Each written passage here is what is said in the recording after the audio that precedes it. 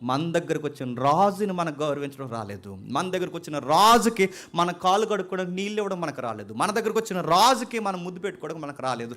మన దగ్గరకు వచ్చిన రాజుని పలకరించడం మనకు రాలేదు. అందుకే ఆ రాజు పిలవబడని, అంటే లెక్కల్లో లేని అనేకులు ఈదుల్లో తిరుగుతున్నాడు. వాళ్ళ దగ్గరికి వెళ్ళిపోవాలని డిసైడ్ అయిపోయాడు. మీ వద్ద నుంచి తొలగిపోవాలనుకున్నాడు. పెళ్లి విందుకు మిమ్మల్ని పిలిచాడు. చుట్టాలు మీరే, పట్టాలు మీరే, బంధువులు మీరే, మిమ్మల్ని పిలిచాడు. మీకు వచ్చి మీకు సింహాసనాలు వేస్తే మీరేం చేశారు తెలుసా?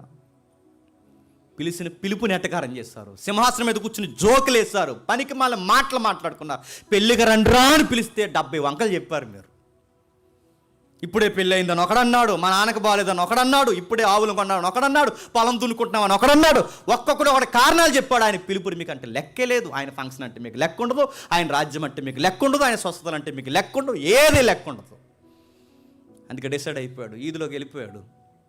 మాసిపోయిన బట్టలు, మాసిపోయిన గడ్డాలు, తృణీకరింపబడి అలా లెక్కల్లో లేని తిరుగుతున్న అనేక మంది మురుగు పట్టిన వాళ్ళు ఉన్నారు.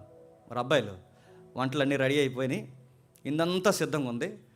మా బంధువులకి బాగా పగరెక్కిపోయింది, అలా పక్క దోస్తున్నాను, మీరు రండ్రా తిందిరిగాని అన్నారట. ఆ మాసిపోయిన గడ్డాలు, సిరిగిపోయిన వస్త్రాలు, ముక్కులో శివుడు వేసేవారు చెప్పనా? నువ్వు చెప్పండి, నేను.